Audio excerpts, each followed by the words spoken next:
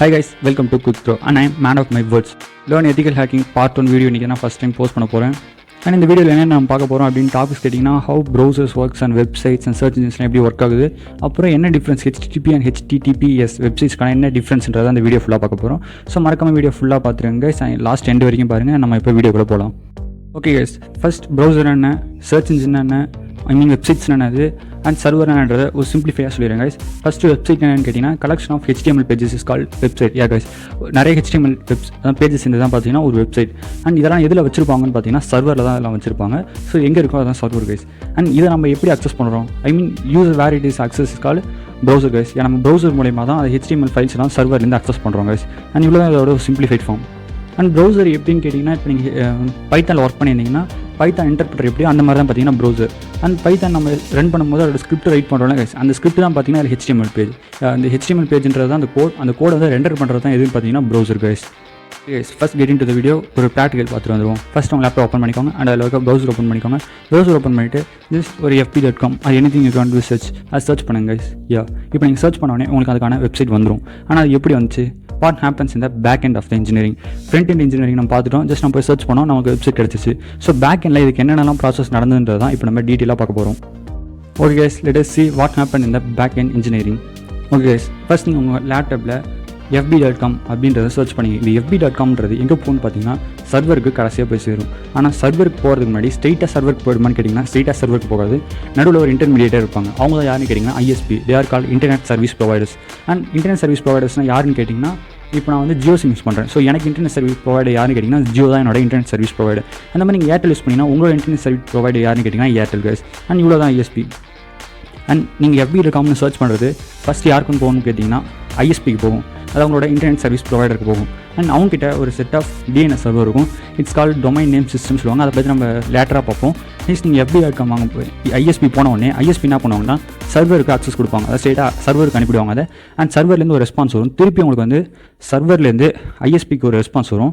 அதாவது நீங்கள் வந்து ஸ்டார்டிங்கில் இப்போ fb.com அப்படின்றத அனுப்பியிருந்தீங்கன்னா இப்போ என்ன பண்ணால் ஃபேஸ்புக் சர்வர் வந்து உங்களுக்கு லாகின் பேஜ் திருப்பி சென்ட் பண்ணும். அப்போ ஸ்ட்ரெயிட்டாக உங்களுக்கு சென்ட் பண்ணது ISPக்கு தான் ஃபஸ்ட்டு அந்த லாகின் பேஜஸ் சென்ட் ஆகும். அண்ட் ISP என்ன பண்ணுவாங்கன்னா அவங்க உங்களுக்கு திருப்பி சென்ட் பண்ணுவாங்க. அண்ட் நீங்கள் கேட்கலாம், நிறைய பேர் ஒரே டைமில் fb.comன்றதை சர்ச் பண்ணியிருப்போம். அண்ட் எப்படி என்னோட தான் எனக்கு கரெக்டாக வருதுன்னு தெரியும்னு கேட்டிங்கன்னா இதான் கைஸ் இதில் இருக்க ஒரு ஈஸியான விஷயம்னு வச்சுக்கோங்க. நீங்கள் சென்ட் பண்ணும்போது fb.comன்றது ஸ்ட்ரெயிட்டாக வெறும் fb.com மட்டும் போகுமான்னு கேட்டிங்கன்னா அப்படிலாம் கிடையாது. நீங்கள் fb.comனு சர்ச் பண்ணும்போது ஒரு பேக்கெட் கிரியேட் இருக்கும். ஆனால் அந்த பேக்கெட்டுக்குள்ளே பார்த்தீங்கன்னா fb.comன்ற அந்த சர்ச் வேர்டு இருக்கும். அண்ட் நெக்ஸ்ட்டு ஒரு சில டீடைல்ஸ் இருக்கும், லைக் நீங்கள் என்ன ப்ரௌசர் யூஸ் பண்ணுறீங்க அண்ட் உங்கள் லேப்டாப்போட மாடல் மீன்ஸ் இப்போ நான் உபுண்டு யூஸ் பண்ணுறேன்னா உபுண்டு அந்த மாதிரி OSோட வெர்ஷன்லாம் எல்லாம் சென்ட் ஆகும். லைக் ஒரு சில ஸ்டப்ஸ் இன்ஃபர்மேஷன்லாம் சென்ட் ஆகும், டெஸ்டினேஷன் IP அட்ரஸ் வந்து உங்களோட IP அட்ரஸ் எல்லாம் சேர்ந்து தான் சென்ட் ஆகும். அண்ட் இதெல்லாம் அவங்க வந்து கலெக்ட் பண்ணி தான் திருப்பி கரெக்டாக யாருக்கு அனுப்பணுன்றதை இன்டர்நெட் சர்வீஸர் ப்ரொவைட் பண்ணி கரெக்டாக உங்களுக்கு அந்த டெஸ்டினேஷன் அட்ரஸ்க்கு அதான் உங்களுக்கு போகும்போது அந்த பேக்கெட்டில் உங்களோட IP அட்ரஸ் இருக்கும். ஸோ ரிசீவ் பண்ணும்போது கரெக்டாக உங்களுக்கு அந்த பேக்கெட் ரிசீவ் ஆகிடும். ஸோ இப்படி தான் பார்த்தீங்கன்னா ப்ரௌசர் ஒர்க் ஆகுது. நான் வேணா இன்னொரு வாட்டி எக்ஸ்பிளைன் கரெக்டாக சொல்லிடுறேன் கைஸ். நீங்கள் வந்து fb.com சர்ச் பண்ணும்போது ஒரு பேக்கெட் கிரியேட் ஆகும். அந்த பேக்கெட்டுக்குள்ள அந்த fb.comன்ற வேர்டும் இருக்கும். அண்ட் நெக்ஸ்ட் உங்களோட IP அட்ரஸ், அந்த டைம், டேட் அண்ட் இன்னும் சில நிறைய இன்ஃபர்மேஷன் சொல்லிக்குள்ளே இருக்கும். அண்ட் அது எங்கே போகணும்னு பார்த்தீங்கன்னா ISPக்கு போகாத இன்டர்நெட் சர்வீஸ் ப்ரொவைடருக்கு போகும். அண்ட் அவங்க எங்கே அனுப்புவாங்கன்னு பார்த்தீங்கன்னா நெக்ஸ்ட் fb.comன்ற அந்த சர்வருக்கு அதை சென்ட் பண்ணி விடுவாங்க. அண்ட் சர்வர் அதை பார்த்துட்டு என்ன பண்ணணும்னு பார்த்தீங்கன்னா அந்த லாகின் பேஜை திருப்பி வந்து ISPக்கு ப்ரொவைட் பண்ணும். ISP அந்த லாகின் பேஜை எடுத்துகிட்டு வந்து உங்கள் கிட்ட தருவாங்க. அண்ட் கரெக்டாக அவங்க எப்படி உங்களை கண்டுபிடிக்கிறாங்கன்னு கேட்டிங்கன்னா உங்களோட IP அட்ரஸ் எல்லாம் அந்த பேக்கெட்டில் இருக்கும். அந்த பேக்கெட்டை படித்து பார்த்துட்டு தான் இதில் வந்து உங்களோட IP அட்ரஸ் இருக்குன்னு கரெக்டாக அந்த லாகின் பேஜை உங்களுக்கு அனுப்பிடுவாங்க. அண்ட் நீங்கள் திரும்பி அந்த லாகின் பேஜில் யூசர் நேம் அண்ட் பாஸ்வேர்ட்லாம் ப்ரொவைட் பண்ணி திருப்பி சென்ட் கொடுத்தோன்னே திருப்பி ISPக்கு போகும். ISPலேருந்து சர்வருக்கு போகும். சர்வரை செக் பண்ணிவிட்டு கரெக்டாக உங்களோட ப்ரொஃபைலை திருப்பி ISPக்கு அனுப்புவாங்க. ISP வந்து திருப்பி உங்களுக்கு அனுப்பிடுவாங்க. இப்படி தான் கைஸ் பார்த்தீங்கன்னா வந்து ப்ரௌசர் வந்து ஒர்க் ஆகிட்டு இருக்குது. இப்படி தான் அந்த லாகின் பேஜ் HTML எல்லாமே ஒர்க் ஆகிட்டு இருக்குது கைஸ். நீங்கள் எந்த ஒரு வெப்சைட் எது எடுத்துக்கிட்டாலுமே அது இந்த ஆர்டரில் தான் வந்து ஒர்க் ஆகிட்டு இருக்குது ஆக்சுவலாக. ஓகே கைஸ், இப்போது எப்படி ப்ரௌசர்லேருந்து பேக்கெட்ஸ்லாம் ஃப்ளோ ஆகுது அண்ட் ப்ரௌசர்ஸ்லாம் எப்படி ஒர்க் ஆகுதுன்றது ஒரு ஓவர்லேவர் பார்த்துட்டோம். அண்ட் நெக்ஸ்ட் இப்போ நான் எதுக்கு வரேன்னு பார்த்தீங்கன்னா ISPலையும் பார்த்தீங்கன்னா ஒரு பேக் எண்ட் ப்ரோக்ராம் ரன் ஆகும். அண்ட் அது என்னென்னு கேட்டிங்கன்னா அதுதான் DNS டொமைன் நேம் சிஸ்டம். அதாவது எப்படின்னு கேட்டிங்கன்னா நம்ம யூசர் fb.comனு சர்ச் பண்ணோம்ல கைஸ், நம்ம fb.comனு சர்ச் பண்ணோம். சர்வருக்கு fb.comன்ற ஒரு நேம்லாம் கிடையாது. சர்வர் எதை யூஸ் பண்ணி அக்சஸ் பண்ண முடியும்னு பார்த்தீங்கன்னா just and IP address like 157.240.23.35 அந்த மாதிரி சம்திங் இருக்கும் கைஸ். அதுதான் IP அட்ரஸ். அண்ட் அதை யூஸ் பண்ணி மட்டும் தான் சர்வரை ஆக்சஸ் பண்ண முடியும். ஸோ நம்மளால் அவ்வளோ பெரிய நம்பர்ஸ் எல்லாம் ஞாபகம் வச்சுக்க முடியாது. அண்ட் அதுக்கு வந்து பார்த்திங்கன்னா ரொம்ப கஷ்டம். ஸோ அதனால தான் என்ன பண்ணாங்கன்னா டொமைன் நேம் சிஸ்டம் கொண்டு வந்தாங்க. டொமைன் நேம் சிஸ்டம்னா என்னென்னு கேட்டிங்கன்னா இப்போ நம்ம fb.comனு சர்ச் பண்ணோன்னா அது ISPக்கு போகும். இன்டர்நெட் சர்வீஸ் ப்ரொவைடர்ஸ் என்ன பண்ணி வச்சுருப்பாங்கன்னா fb.comனு ஒருத்தவங்க சர்ச் பண்ணாங்கன்னா அவங்களுக்கு 157. 192.240.23.35 அப்படின்ற ஐபி அட்ரஸ்க்கு அவங்கள ரீடைரக்ட் பண்ணி விடுவாங்க. அண்ட் அதுதான் பார்த்தீங்கன்னா fb.comோட சர்வர். கைஸ், அதுக்கு சர்வருக்கு fb.comனு சத்தியமாக என்னன்னே தெரியாது. அதை பொறுத்த வரைக்கும் அந்த ஐபி அட்ரஸ் வச்சு கால் பண்ணால் மட்டும்தான் அது பார்த்தீங்கன்னா திருப்பி ரெஸ்பான்ஸ் உங்களுக்கு சென்ட் பண்ணும், அதாவது அந்த லாகின் பேஜஸ் சென்ட் பண்ணும். ஸோ இதுக்காக தான் அந்த டொமைன் சிஸ்டம். நம்மளால் பார்த்தீங்கன்னா அந்த ஐபி அட்ரஸ் ஞாபகம் வச்சுக்க முடியாது. ஸோ அதனால தான் பார்த்தீங்கன்னா fb.comன்ற அந்த பேர் கொடுத்துருக்காங்க. அண்ட் இந்த மாதிரி தான் கைஸ் நீங்கள் யூஸ் பண்ணுற எல்லா வெப்சைட்டுக்குமே ஒரு நேம் இருக்குல்ல, அது வந்து ஆக்சுவலாக சர்வரோட நேமே கிடையாது. It's just and name, it's and domain name. அதான் கைஸ், அந்த டொமைன் நேமை நீங்கள் எடுத்துகிட்டு போய் ஐஎஸ்பி கொடுத்தீங்கன்னா ஐஎஸ்பி தான் பார்த்தீங்கன்னா அதுக்கு மேட்ச் ஆகிற ஐபி அட்ரஸ் கூட அந்த சர்வர் கூட உங்களை கனெக்ட் பண்ணி விடுவாங்க. உங்களுக்கு சந்தேகம் இருந்துச்சுன்னா இப்போ நீங்கள் வந்து facebook.com போட்டு சர்ச் பண்ணிங்கனாலும் நீங்கள் ஃபேஸ்புக்கில் ரீடைரக்ட் ஆவீங்க. இல்லைனா 157.240.23.35 அப்படின்னு கொடுத்து நீங்கள் ப்ரௌசரில் சர்ச் கொடுங்க. அதுவும் பார்த்தீங்கன்னா கரெக்டாக ஃபேஸ்புக் தான் உங்களுக்கு ஓப்பன் பண்ணி கொடுக்கும். ஏன்னா நம்ம ஸ்ட்ரெயிட்டாகவே பார்த்தீங்கன்னா ஐஎஸ்பிக்கு நம்ம ஸ்ட்ரெயிட்டாக facebook.comனு சர்ச் பண்ணுறதுக்கு பதிலாக ஸ்ட்ரெயிட்டாக நம்ம ஐபி அட்ரஸ் யூஸ் பண்ணி அந்த சர்வர் அக்சஸ் பண்ணிக்கலாம். அண்ட் அதுக்கான ஐபி அட்ரஸ் தான் சொன்னேன். வேணால் இன்னொரு வாட்டி சொல்கிறேன், 157.240.23.35. உங்களுக்கு சந்தேகம் தான் நீங்கள் டெஸ்ட் பண்ணி பாருங்கள். இது கன்ஃபார்மாக திருப்பி உங்களை ஃபேஸ்புக்கில் தான் கொண்டு வரும். நீங்கள் fb.comனு சர்ச் பண்ணால் மட்டும் இல்லை, அதோட ஐபி அட்ரஸ் யூஸ் பண்ணி உங்களால் அக்சஸ் பண்ண முடியும். உங்களுக்கு அந்த மாதிரி எல்லா வெப்சைட்டோட ஐபி அட்ரஸும் தெரியும்னு ஆசைப்பட்டீங்கன்னா ஒன்றும் இல்லை கைஸ், விண்டோஸ் எதுவாக இருந்தாலும் பரவாயில்ல, விண்டோஸில் டெர்மினல் ஓப்பன் பண்ணிக்கோங்க, இல்லை ப்ராம்ப்ட் ஓப்பன் பண்ணிக்கோங்க. அண்ட் சிஎம்டி கமெண்ட் ஓப்பன் பண்ணிவிட்டு அதில் வந்து பிங்னு போட்டு ஸ்பேஸ் விட்டு நீங்கள் எந்த வெப்சைட்டோட ஐபி அட்ரஸ் உங்களுக்கு வேணுமோ, இப்போ ஃபேஸ்புக்குன்னா facebook.com, அதாவது பிங் ஸ்பேஸ் facebook.com அப்படின்னு கொடுத்து என்டர் அடிச்சிங்கன்னா உங்களுக்கு அது ஒரு ஐபி அட்ரஸ் நீங்கள் பார்த்தோன்னே கண்டுபிடிச்சிடலாம். அந்த ஐபி அட்ரஸ் எடுத்துகிட்டு போய் நீங்கள் ஃபேஸ்புக்கில் போட்டு நீங்கள் ப்ரௌசரில் போட்டிங்கன்னா ஸ்ட்ரைட்டாகவே அந்த வெப்சைட் ஓப்பன் ஆகிடுங்க. இப்படி வேணால் நீங்கள் வந்து அந்த சர்வரோட ஐபி அட்ரஸை ஃபைண்ட் பண்ண முடியும். ஓகே, இப்போ ஓரளவுக்கு ஃபுல்லாக எக்ஸ்பிளைன் பண்ணியிருப்பேன்னு நினைக்கிறேன்.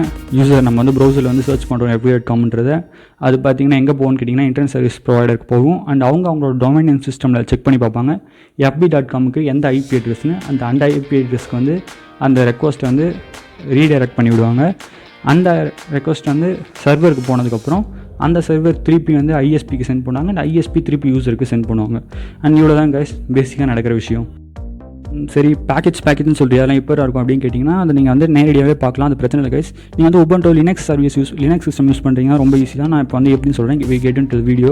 கைஸ் இந்த மாதிரி ஒரு டெர்மினல் ஓப்பன் பண்ணிக்கோங்க. நான் போகிற கமெண்ட்டை அப்படியே போட்டுக்கோங்க. உங்களுக்கு வந்து சரியாக ஸ்க்ரீனில் தெரியும்னா பிரச்சனை இல்லை, டிஸ்கிரிப்ஷனில் போய் பாருங்கள். நான் டிஸ்கிரிப்ஷனில் சேர்த்து அந்த கமெண்ட்டை தரேன். நீங்கள் அந்த கமெண்ட்டை கொடுத்துட்டு அதுக்கடுத்து நீங்கள் ப்ரௌசர் ஓப்பன் பண்ணிவிட்டு இந்த மாதிரி ஏதாவது ஒன்று சர்ச் பண்ணி பாருங்கள். நீங்கள் சர்ச் பண்ணுறப்ப என்ன ரெக்வஸ்ட் என்ன பேக்கெட் கிரியேட் ஆகி ஃப்ளோ ஆகுதோ அதை கேப்சர் பண்ணி உங்களுக்கு ஷோ பண்ணும். நீங்கள் பார்த்து தெரிஞ்சுக்கலாம். அண்ட் அதில் நிறைய ஒரு சில ஸ்டெப்ஸான இன்ஃபர்மேஷன்லாம் சொன்ன கைஸ் இருக்கணும். அதையும் நீங்கள் செக் பண்ணி பார்க்கலாம். அதிலே இருக்கும் like date and time.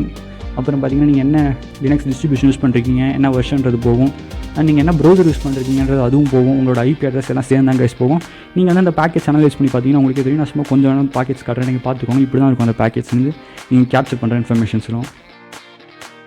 Okay, இந்த பேக்கெட்டே எடுத்துக்கிட்டிங்கன்னு வச்சுக்கோங்களேன். பேக்கெட் வந்து ரெண்டு வகை சொல்லுவாங்க. ஒன்று பார்த்தீங்கன்னா ரெக்வஸ்ட் பேக்கேஜ், இன்னும் வந்து ரெஸ்பான்ஸ் பேக்கேஜ்னு சொல்லுவாங்க. அண்ட் ரெக்வஸ்ட் பேக்கேஜ் நீங்கள் சென்ட் பண்ணுற பேக்கேஜ், ரெஸ்பான்ஸ் பேக்கேஜ்னால் உங்களுக்கு திருப்பி சர்வர்லேருந்து ரிசீவ் ஆகிற பேக்கேஜ் தான் பார்த்தீங்கன்னா ரெஸ்பான்சிவ் பேக்கேஜ்னு சொல்லுவாங்க.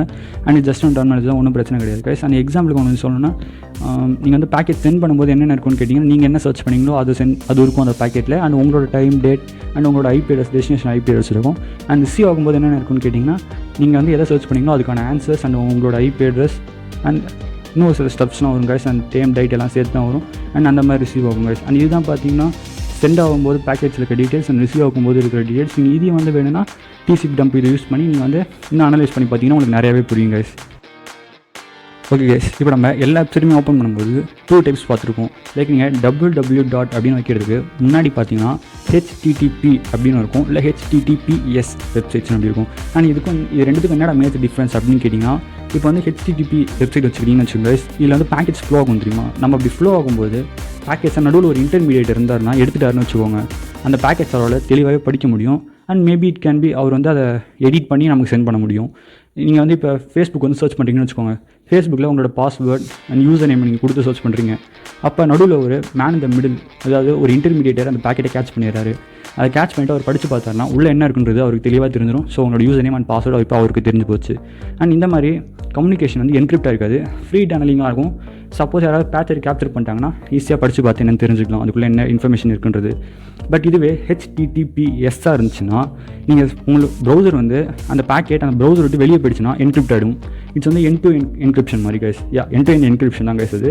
அண்ட் இப்போ வந்து ஒரு மேன் இந்த மிடில் வந்து ஒரு இன்டர்மீடியேட்டை அந்த பேக்கெட்டை கலெக்ட் பண்ணி பார்க்குறாருன்னு வச்சுக்கோங்க. நீங்கள் வந்து உங்களோட யூசர் நேமாக பாஸ்வேர்டோ அவரால் படிக்க முடியாது. ஏன்னா அதில் வந்து ஒரு என்கிரிப்டட் ஃபார்மில் இருக்கும். அவருக்கு அதில் என்ன இருக்குன்றதே தெரியாது. அண்ட் இது ஒரு செக்யூர் கனெக்ஷனாக இருக்கும். அண்ட் இதுதான் இது ரெண்டுத்துக்கும் இருக்கிற ஒரு மேஜர் டிஃப்ரென்ஸ். இது வந்து செக்யூர், அது வந்து செக்யூர் இல்லாது. எதுனா HTTPS வந்து அவ்வளோ செக்யூரிட்டி கிடையாது. அண்ட் HTTPS வந்து செக்யூரான சிஸ்டம் தான் கைஸ். அண்ட் இது ரெண்டுத்துக்கு இவ்வளோ தான் கைஸ். ஒரு பெரிய டிஃப்ரென்ஸ் கேட்டிங்கன்னா இவ்வளோ தான் கைஸ், வேறு ஒன்றும் இல்லை. இதில் HTTPSல பார்த்தீங்கன்னா இன்ஃபர்மேஷன் எல்லாமே என்கிரிப்டாக தான் சென்ட் ஆகும். ஒன்ஸ் உங்களை விட்டு சென்ட் ஆகிடுச்சுன்னா அந்த பாக்கெட் வந்து என்கிரிப்டாக இருக்கும். ஸோ யாராலையும் படிக்க முடியாது. திருப்பி உங்களுக்கு வந்தால் மட்டும்தான் அதை படிக்க முடியும், வேறு யாராலையும் அதை படிக்க முடியாது. இதுதான் கைஸ் வந்து மேஜர் டிஃப்ரென்ஸ் வந்து HTTPக்கும் HTTPS வெப்சைட்ஸ்க்கும் இருக்க மேஜர் டிஃப்ரென்ஸ். அண்ட் அவ்வளோதான் கைஸ் டுடே வீடியோ. இதெல்லாம் முடிஞ்ச அளவுக்கு உங்களுக்கு டீட்டெயிலாக அண்ட் சிம்பிளாக கொஞ்சம் சீக்கிரமாக எக்ஸ்பிளைன் பண்ண நினச்சேன். அதனால் கொஞ்சம் ஃபாஸ்ட்டாக சொல்லிட்டேன். உங்களுக்கு வந்து இன்னும் கொஞ்சம் ஸ்லோவாக சொல்ல நினச்சிங்கன்னா கமெண்ட் லீவ் பண்ணுங்கள். நெக்ஸ்ட் வீடியோஸ்லாம் பார்த்தீங்கன்னா கொஞ்சம் ஸ்லோவாகவே பேசி சொல்கிறேன். அண்ட் உங்களுக்கு புரியலாம் கொஞ்சம் ரீவைண்ட் பண்ணி பாருங்கள், உங்களுக்கு நல்லாவே புரியும். நான் கொஞ்சம் கிளியராக தான் நிறைய வாட்டி எக்ஸ்பிளைன் பண்ணியிருக்கேன். ஸோ பிரச்சனை இல்லை கைஸ். அண்ட் அவ்வளோதான் கைஸ்.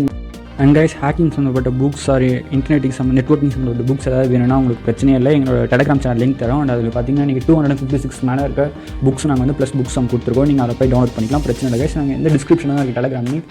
மறக்காமல் அங்கே போய் புக்கை செக் பண்ணி பாருங்கள், உங்களுக்கு ரொம்ப யூஸ்ஃபுல்லாக இருக்கும் கைஸ். அவ்வளோதான் கைஸ். Love you guys.